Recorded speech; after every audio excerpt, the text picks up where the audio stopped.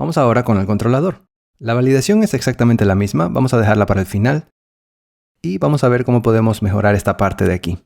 En lugar de hacer todo esto, con Eloquent tenemos un método llamado create, que podemos llamar de forma estática, y recibe un array como parámetro con los campos que se van a ingresar en la base de datos. Esto es exactamente a esto que tenemos acá arriba.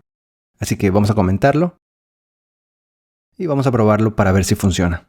Llenamos el formulario, enviamos y vemos un error. Nos dice que agreguemos title a la propiedad fillable para permitir asignación masiva en el modelo post. Simplemente vamos al modelo post, agregamos la propiedad fillable y aquí dentro agregamos el title. Si reenviamos, ahora vemos otro error, que el campo body no tiene un valor por defecto. La solución es agregar el body también a la propiedad fillable. Enviamos y ahora funciona. Ahí lo tenemos. Entonces ya podemos quitar esta parte de aquí. Lo mismo podemos hacer en el método update. Como ya tenemos una variable post que es una instancia del modelo post, podemos llamar al método update y al igual que el método create, recibe un array como parámetro con los campos que queremos actualizar. Quitamos esto, intentamos editar un post y vemos que funciona. Pero esto no evita que tengamos que definir los campos manualmente uno por uno. Para ello podemos hacer uso de este método validate que tenemos aquí arriba. Y este método va a retornar un array únicamente de los valores que han sido validados. Es decir, vamos a hacer un die and dump aquí para que lo puedas ver. Y si intentamos crear un nuevo post, efectivamente vemos un array con el título, el valor que ingresó el usuario y también el body con su valor, que es exactamente lo que tenemos aquí. Entonces, en lugar de definirlos manualmente, simplemente le pasamos este valor por aquí. Y vemos que funciona.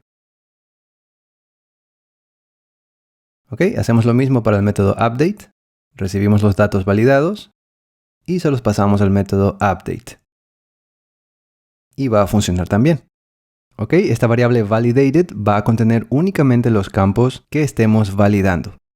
Bien, para terminar, como la validación es exactamente la misma también, vamos a crear lo que se conoce como un form request para encapsular esta lógica. En Laravel tenemos un comando llamado phpartisan make request para hacer un form request y vamos a llamarle save post request, ya que vamos a utilizarlo tanto para crear como para actualizar posts. Estamos creando una petición para guardar un post. Ahí lo tenemos. Este comando va a crearnos una nueva carpeta en caso de que no exista dentro de app http, la carpeta requests, y dentro tenemos el save post request que acabamos de crear. Bien, todo form request tiene dos métodos, el método authorize y el método rules. El método authorize devuelve un boolean, verdadero o falso, para verificar si esta petición está autorizada para el usuario que la está realizando. Por defecto devuelve falso, quiere decir que nunca se va a autorizar y nunca se va a ejecutar las reglas de validación que están en el método de abajo. Entonces aquí tenemos espacio para hacer alguna lógica, por ejemplo si el usuario es administrador, etc. Pero de momento simplemente vamos a retornar true. Todos los usuarios están autorizados a realizar esta petición. Entonces en el método rules simplemente definimos las reglas de validación al igual que lo hicimos acá en el controlador. Así que vamos a copiarlas, las pegamos aquí y ya tenemos listo nuestro save post request. Vamos ahora a utilizarlo. Para utilizarlo es muy sencillo. Simplemente en lugar de utilizar el request base que tenemos aquí, el Illuminate HTTP request, utilizamos el request que acabamos de crear, que se llama save post request. Y no olvidemos importarlo aquí arriba. Este es el que vamos a utilizar ahora. Entonces aquí ya no hay necesidad de realizar esta validación nuevamente, así que la podemos quitar por completo. Al momento de inyectar el request por aquí, Laravel automáticamente lo va a utilizar para validar el formulario. Y únicamente si la validación pasa, se va a ejecutar el contenido de este método. Caso contrario, se va a regresar atrás con los errores. Pero ahora tenemos un problema, ya no tenemos esta variable validated, pues lo podemos solucionar muy sencillo. A través del request, simplemente llamamos al método validated y vamos a tener el mismo resultado. Hacemos lo mismo en el método update. Quitamos esta validación y llamamos al método validated a través del request. Y con eso tenemos. Vemos que la validación sigue funcionando y al momento de editar también. Excelente. Ya tenemos un objeto dedicado para validar el formulario de los posts. Ahora, es muy común que las reglas de validación varíen cuando estamos actualizando y cuando estamos creando un nuevo registro. En estos casos, en los que la validación es diferente, podemos hacer una verificación aquí arriba y preguntar a través del objeto this, que en este caso es un request, preguntarle si el método es patch, por ejemplo.